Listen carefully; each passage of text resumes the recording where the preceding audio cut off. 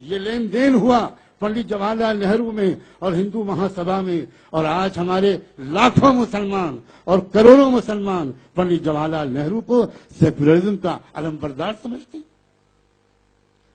ہے۔ ادب شرط منہ نہ کھلواؤ، تاریخ ہم نے پڑھی ہے، اور میں چیلنج کے ساتھ کہتا ہوں کوئی بڑے سے بڑا کانگریس کا لیڈر آ جائے، راجیو گاندھی مر گئے، راہل گاندھی آ جائیں، کوئی لیڈر آ جائے اور میرے سامنے آ کر کھل کر بات کرے اور یہ کہے کہ کانگریس سیکولر پارٹی ہے۔ کانگریس نے ہندو راشٹر انڈکلیئرڈ بنا دیا، اس کی میں سینکڑوں ادھارن دے سکتا ہوں۔ کیا بھارت کے ہر پولیس اسٹیشن میں مندر نہیں ہے؟ آپ مجھے بتاؤ، سیکولر اسٹیٹ کے پولیس اسٹیشن میں ایک دھرم استھل کے ہونے کا کیا مطلب؟ پھر وہاں مسجد کیوں نہیں ہے؟ پھر وہاں چرچ کیوں نہیں ہے؟ پھر وہاں گردوارہ کیوں نہیں ہے؟ اور چھوڑو پولیس اسٹیشن کو، کچہریوں میں، کورٹوں میں جہاں نیائے ملنے کی امید میں لوگ جاتے ہیں، جہاں کانسٹیٹیوشن کو بچانے کے لیے ہم جیسے کانسٹیٹیوشن کے قدردان جاتے ہیں، ان کچہریوں میں مندر بنا دیے گئے، ان کورٹس میں مندر بنا دیے گئے۔ اور اس سے آگے بڑھو، الیکشن کمیشن کے آفس میں جاؤ، وہاں بھی مورتی لگی ہوئی۔ یہ ہندو راشٹر انڈکلیئر تو بنایا اس پارٹی نے اور ان پارٹیوں نے جو اپنے کو سیکولر کہہ کر خاص طور پر مسلمانوں اور دوسری مائنورٹیز کو دھوکہ دے رہی ہے۔ اب وقت آیا ہے کہ اصلی چھٹائی اس دیش میں ہو، مظلوم ایک طرف ہو جائیں، ظالم ایک طرف ہو جائیں، اور پھر دو دو ہاتھ ہو جائیں۔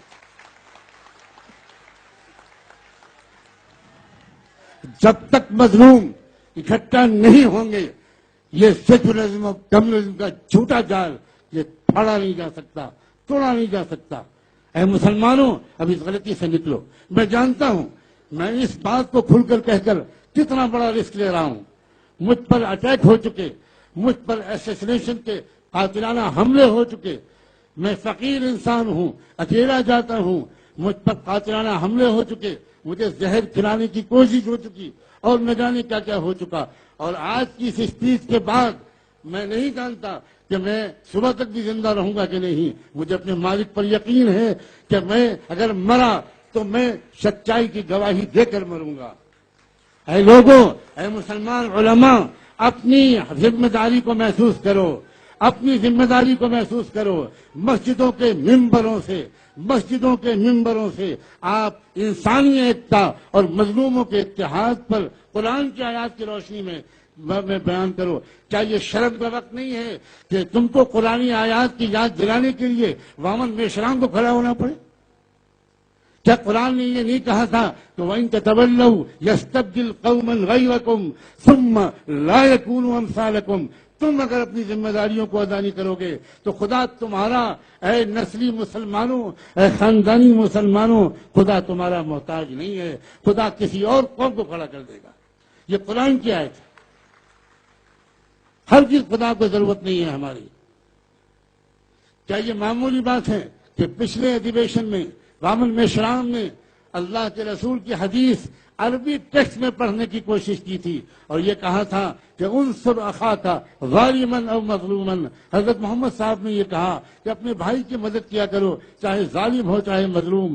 لیکن حضرت محمد صاحب کی تربیت کا یہ اثر تھا کہ ان کے وہ شاگرد، وہ لوگ جو ان کی ہر بات کو بلا کیوں کیا کیے ہوئے مان لیتے تھے، لیکن ان کی ٹریننگ ایسی تھی کہ وہ بلائنڈ فالوور نہیں تھے۔ انہوں نے فوراً کوشچن کیا اور یہ کہا، محمد صاحب، پیغمبر صاحب، اے اللہ کے رسول، اے ہمارے آقا، اے سرور کائنات، آپ نے اب تک تو ہم کو سکھایا تھا کہ مظلوم کی مدد کیا کرو، ظالم کی مدد ہرگز مت کیا کرو۔ آج آپ کہہ رہے ہیں کہ اپنی برادری کے والے کی مدد کیا کرو، چاہے ظالم ہو چاہے مظلوم، اپنے بھائی کی مدد کیا کرو۔ یہ ہم سمجھے نہیں۔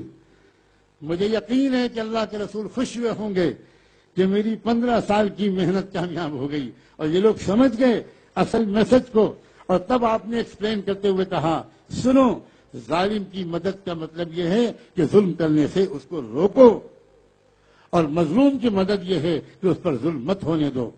میں تو یہاں تک کہنے کو تیار ہوں 2500 سال سے جن مسلمانوں جن مظلوموں پر جس دیش میں لاکھوں کروڑوں انسانوں پر ظلم ہو رہا تھا، مسلمانوں کو جب اس دیش میں موقع ملا حکومت کرنے کا، تب بھی انہوں نے ان مظلوموں کی وہ مدد نہیں کی جو وہ کر سکتے تھے، اور آزادی کے بعد بھی مسلمان ان مظلوموں کی طرف دیکھ ہی نہیں رہے۔ لیکن وقت آ گیا ہے کہ اب ہم پچھلے گناہوں سے توبہ کریں، اب ہم پچھلی غلطیوں کی تلافی کریں۔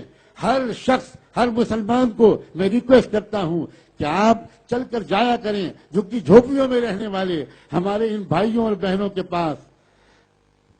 آپ اکثر گاؤں کے باہر ناگوں کے آس پاس گندی بستیوں میں رہنے والے لوگوں کو دیکھیں گے۔ وہ کون لوگ ہوتے ہیں؟ وہ اسی شیڈول کاسٹ شیڈول ٹرائب کے پاس ہوتے ہیں، اور آپ اپنی چمچماتی ہوئی کار میں اپنی بائک پر سوار ہو کر وہیں سے گزر جاتے ہیں، اور ان کی آنکھ میں کبھی آنسو آتے ہیں، کبھی ان کے دل میں غصہ آتا ہے، اور پھر وہی غصہ گجرات کے فسادات کے موقع پر RSS کی چالاک لیڈرشپ نے انہی آدی واسیوں اور انہی شیڈول کاسٹ کے لوگوں کو، مسلمانوں کو مارنے اور جلانے میں استعمال کیا۔ اب آپ کا فرض خالی یہ مسئلہ جلسے کا نہیں ہے، اپنی زندگی میں روزانہ کم سے کم ہفتے میں 1-2 بار ان غریب بھائیوں اور بہنوں کے پاس جائیے، ان کے علاج کی ویوستھا کیجیے، ان کے غریب بچوں کی تعلیم کو اپنے بچوں کی تعلیم کے ساتھ جوڑیے۔ یہ میری بیٹی سمیہ میرے پاس بیٹھی ہے، میں نیرل میں رہتا ہوں، پردیش میں رہتا ہوں، یہ انہوں نے ایک معمول بنایا ہے، ان لوگوں نے، میری 3 بیٹیاں مل کر اور کچھ اور مہلائیں مل کر اس پورے نیرل کے علاقے میں آدی واسیوں کی ایک واڑی میں جاتے ہیں، اور جو ہو سکتا ہے ان کو خاموشی سے پیش کرتے ہیں۔ جب تک ہم اپنی پرسنل زندگی میں اور پرائیویٹ زندگی میں یہ درد بانٹنے کا کام نہیں کریں گے، تب تک یہ ساری باتیں بالکل وقتی رہیں گی۔ میں اس وقت صرف یہ پیغام دینا چاہتا ہوں کہ دیش میں سیکولر اور کمیونل کی تقسیم یہ بالکل جھوٹی تقسیم ہے۔ یہ اصلی براہمن سسٹم کو ایک پردہ ڈالنے کے لیے ایک چادر ڈالی گئی ہے۔ اب وامسف اور بھارت مکھی مورچے اور اس کی ویژنری لیڈرشپ اور ان جانثار جوان ساتھیوں کے اس ٹیم کے ذریعے سے یہ پردہ فاش ہو رہا ہے اور سچائی سامنے آئے گی۔ میں سمجھتا ہوں کہ مجھے اسی پر اپنی بات کو ختم کر دینا چاہیے۔ مغرب کی نماز کے وقت میں اب تھوڑی دیر ہو گئی، ابھی بھی نماز کا وقت باقی ہے۔ مسلمان بھائی بہن وہ نماز پڑھ لیں، اس کے بعد اگر کسی کو جانا ہے ضروری تو جائیں۔ ابھی ایک سیشن اور ہوگا، اور شاید اس سیشن میں بھی اپنی بیماری کے باوجود میں کچھ کہوں۔ بہت بہت شکریہ آپ سب کا۔